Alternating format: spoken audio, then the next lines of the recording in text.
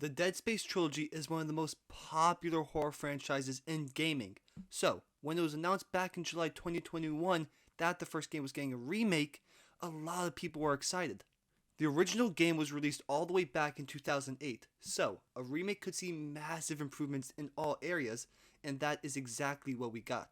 With the remake, we got immensely improved graphics as this game looks completely different from the original with the use of the Frostbite engine. There are also no more loading screens in this game, and the transition between scenes are seamless. Even with loading into the game, you transition automatically out of the save station into the game, and I never got tired of seeing it happen. Also, Isaac Clarke is no longer a silent protagonist in this game, as he speaks now and takes off his mask a lot more, which is a great improvement. There are also side missions now which really enhance the world building in this game and makes it feel more alive and real.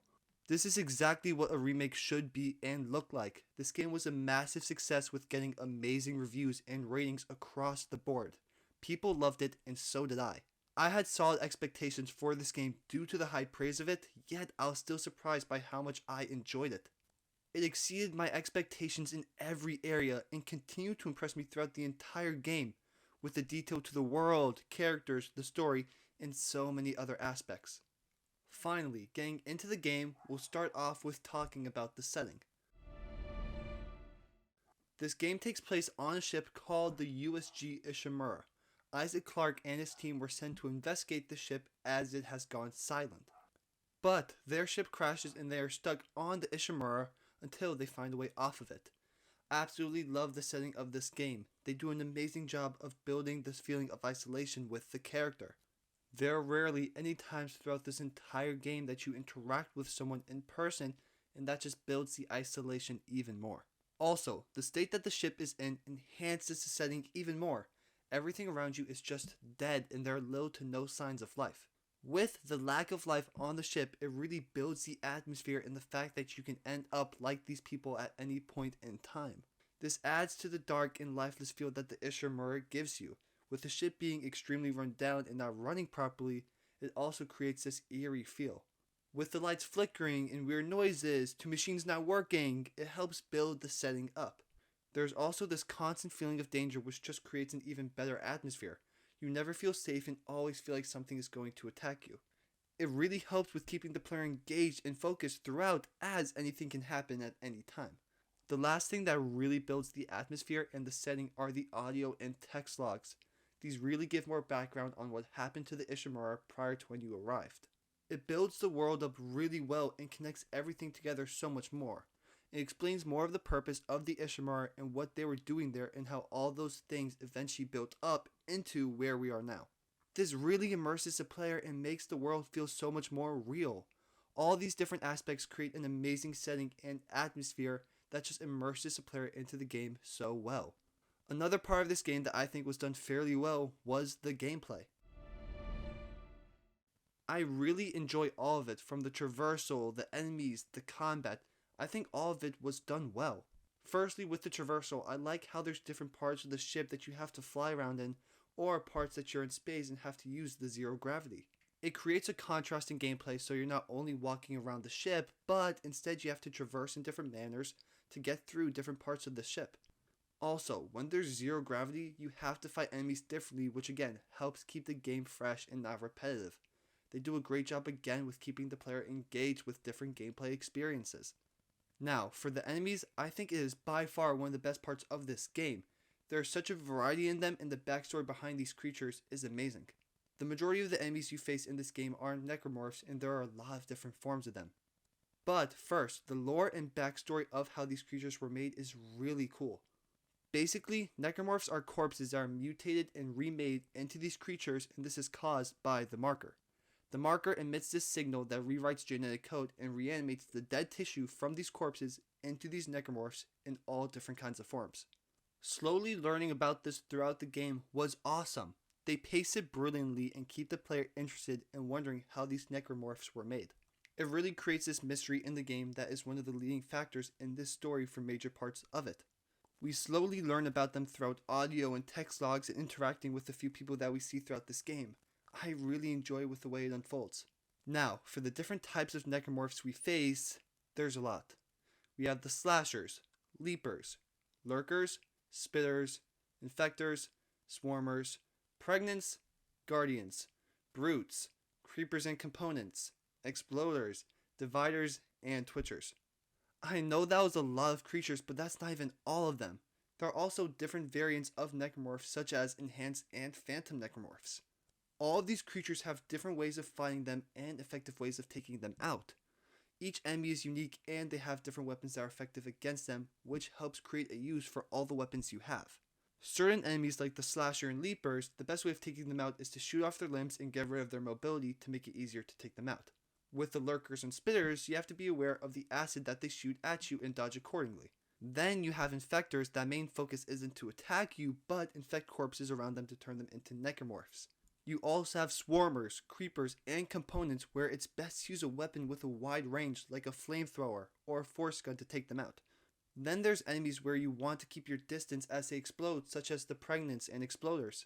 You also have guardians where you have to shoot off their tendrils. You have brutes where shooting them from the front is useless, so using stasis and getting behind them is your best chance of taking them out. Then you have twitchers who have stasis, which causes them to have sporadic movements, and the force gun is your best option.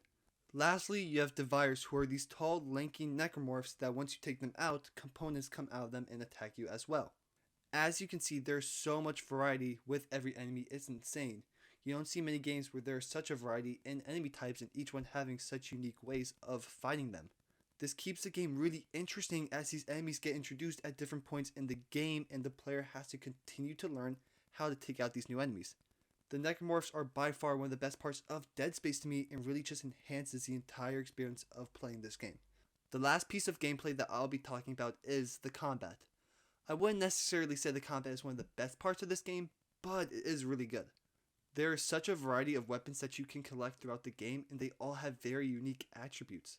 They space out the collection of these weapons very well as it keeps introducing new weapons for the player to use.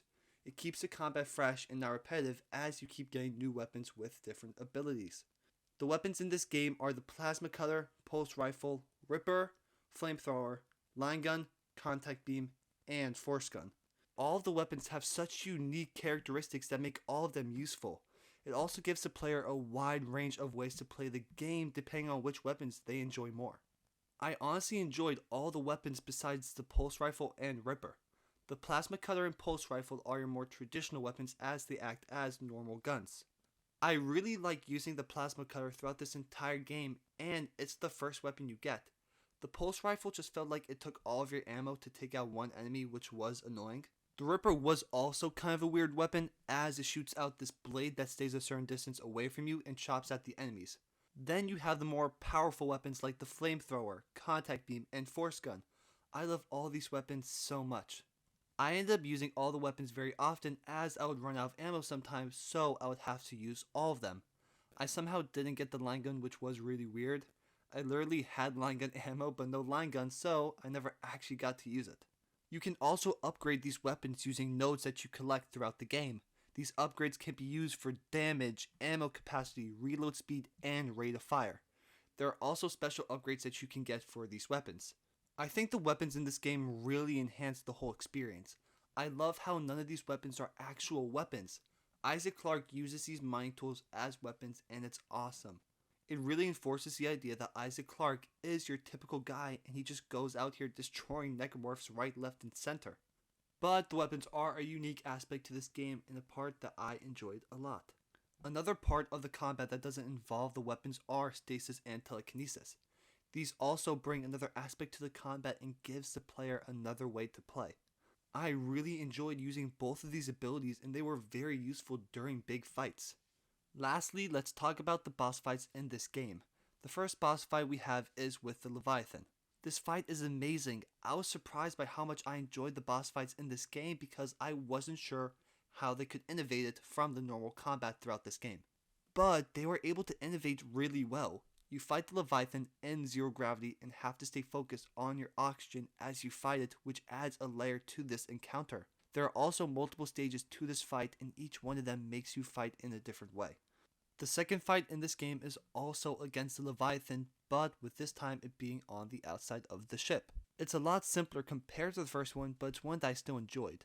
You have to use your ADS cannons to take it out, and you have to dodge the projectiles that it shoots at you in the process, and it progressively gets harder and harder.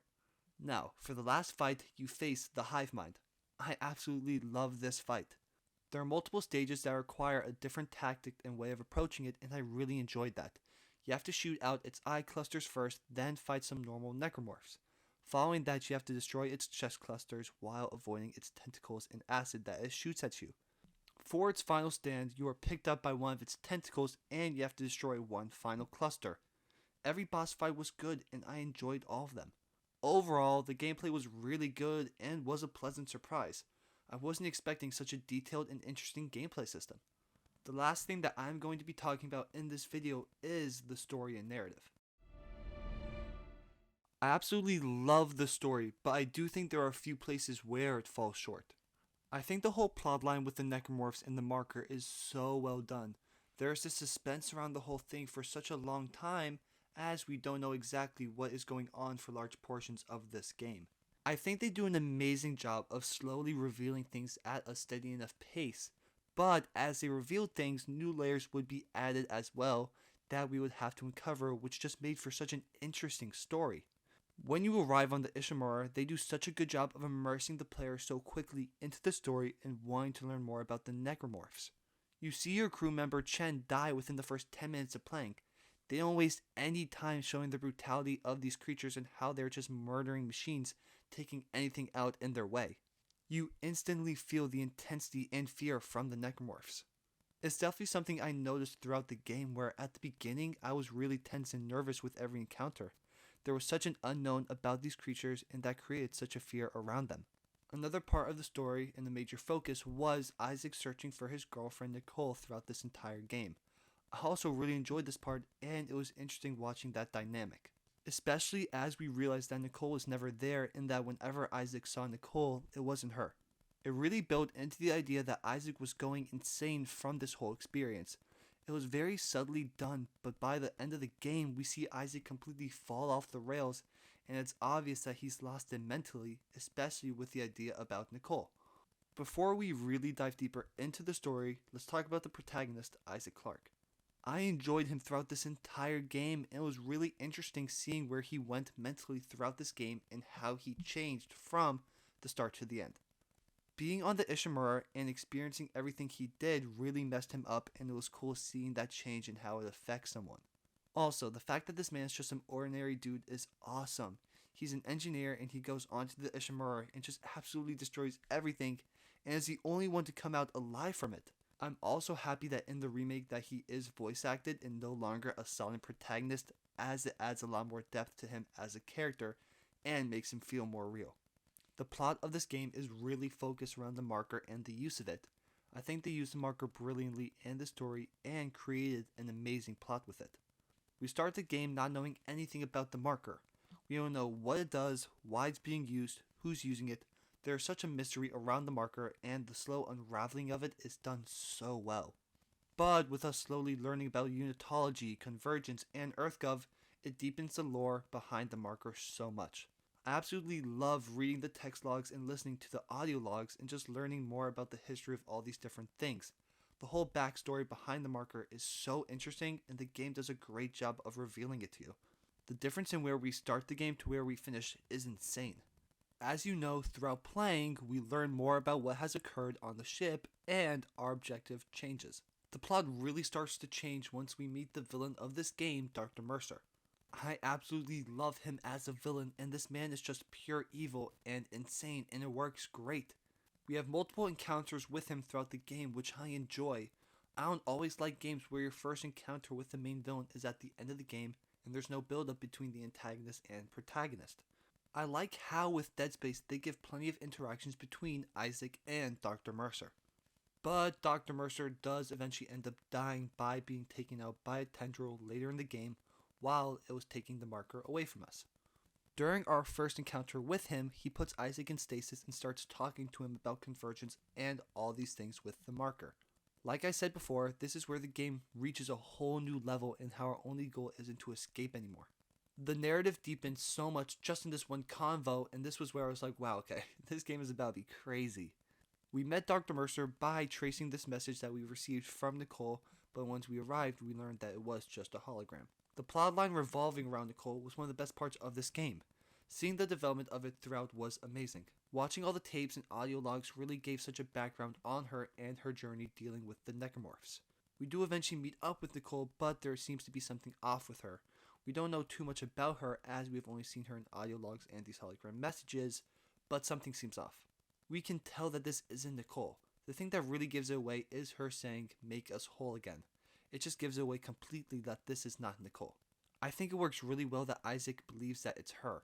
It creates this contract between the player and Isaac. We can tell that it isn't Nicole, and with Isaac believing that it is, we notice the effects that the ship and marker are having on his mind, and this is the start of Isaac falling into insanity. Later in the game also, we see Isaac having these hallucinations. Isaac throughout the game just falls more and more into insanity, and I love watching that development.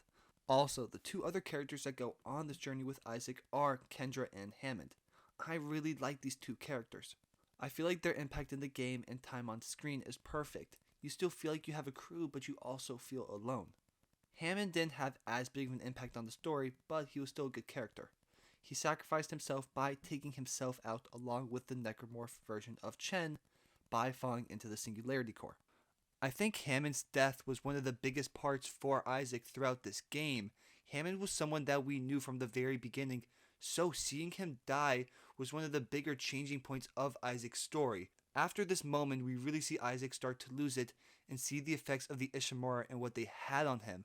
This was one of the biggest parts of this game. I love that part of the game so much where we have to board the USM Valor. I love how they use something that seemed very insignificant like launching Chen into space with the escape pod, and instead they used it as this plot point of the USM Valor, retrieving the escape pod and being taken over. Now, with Kendra, she definitely has an impact on this story. She is the one to betray us towards the end of the game by shooting Kine right in front of us and us watching him die. We learned that Kendra was an EarthGov agent this entire time and was sent to retrieve the marker. We also get even deeper knowledge on the marker as she informs us the marker that was found on Aegis 7 originally was artificial and planted by EarthGov for experimental reasons. I actually really like this twist, as at no point was I expecting Kendra to betray us, and it works really well. We hear things about EarthGov this entire game, and we see it come into fruition in front of us as Kendra betrays us, and what we thought we knew about the marker completely changed. And this is where we really move into the final part of this game. After the Kendra betrayal, we lose all hope and we have no idea how we're gonna escape. We get a video call from Nicole explaining how we can recall the shuttle and then fly it into Aegis 7, just like Dr. Kine was talking about. I was bugging out this entire time, bro. I knew this was not Nicole, and it pained me watching Isaac just listen to everything she was saying. We were eventually able to recall the shuttle, but Kendra used the escape pod to get away. So, we fly down to Aegis 7 to bring the marker there. This is one of my bigger issues in this game. I felt it was very lazy and unnecessary to make us fight all these waves and hordes of necromorphs.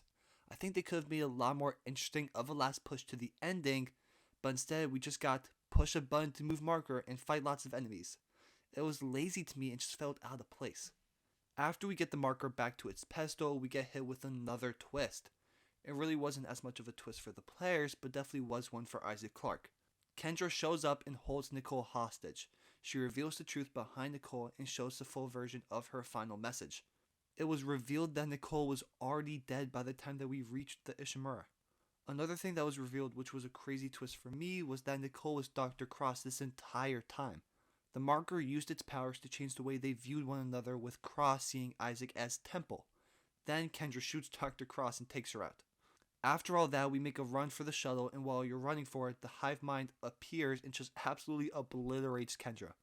It caught me so off guard. She got completely wiped. So, this is a final standoff between Isaac Clarke and the hive mind. Again, I absolutely love this boss fight, and it was a great ending. So, the game finishes with you escaping Aegis 7 in the shuttle. We see Isaac sitting in silence as a hallucination of Nicole appears and attacks Isaac as the screen cuts to black. This marks the end of the Dead Space remake, and to say I enjoyed this game is an understatement. I absolutely loved it. I think the horror aspects of this game work brilliantly without relying on jump scares too often and just holding this eerie tension throughout the entire game. I was also extremely immersed with this story and I was surprised by that. The story captivated me so much as there is such a learning process throughout this game by discovering everything that is going on, and even at the end, you're still sat there with questions. It's amazing. Everything about this game I love, from the setting, the combat, the characters, and the story. This game really hits the nail for me in most aspects, and I can't say that about many games. This was by far one of my favorite games that I played in 2023.